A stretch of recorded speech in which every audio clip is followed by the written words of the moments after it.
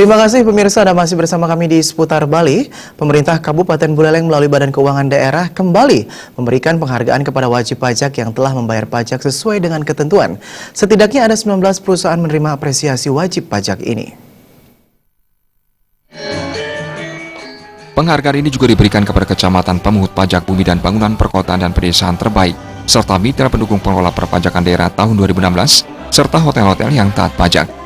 Acara dibuka langsung Bupati Buleleng Putu Agus Suratjana, didampingi Wakil Bupati Buleleng, Ketua DPRD Buleleng, Sekda Buleleng, serta pimpinan OPD di lingkup Pemkab Buleleng.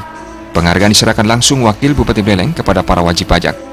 Kepala Badan Keuangan Daerah Buleleng, Bimantara, mengatakan, tujuan dari penghargaan ini untuk memberikan semangat wajib pajak dalam memenuhi kewajiban perpajakan daerah. Hasil pajak tersebut nantinya dapat digunakan sepenuhnya untuk hasil pembangunan di Kabupaten Buleleng. Pada tahun selanjutnya, target dirancang selalu melebihi dari tahun ini. Hal itu dinilai perlu didukung sebuah upaya mengantisipasi terjadinya kebocoran.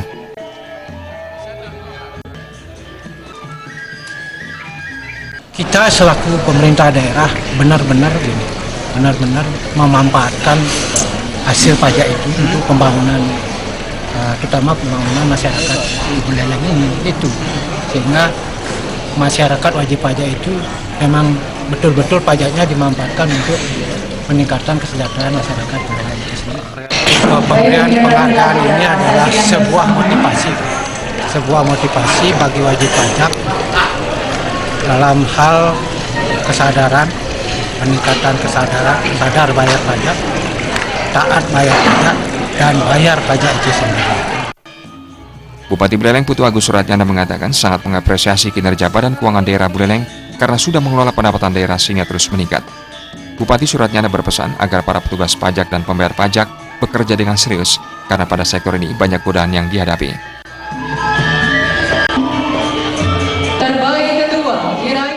Terima kasih kan, teman-teman telah bekerja berat, kerja keras, tapi hati-hati jangan berbuat nakal. Karena bagaimanapun sektor pajak godaan sentuhannya banyak di bawah. Kadang-kadang kan dimulai bukan petugas yang nakal, tapi wajib pajak juga mancing-mancing, ya nggak? Untuk itu kan begitu terjadi. Kita anggap ini belak-belakan lah, kita lihat di bawah kondisinya. Nah, ini saya ingatkan jangan aneh-aneh. Tidak ada target sampingan dari Bupati dan Pak Sekda untuk pajak. Targetnya adalah target kemampuan peningkatan fiskal daerah. Ya.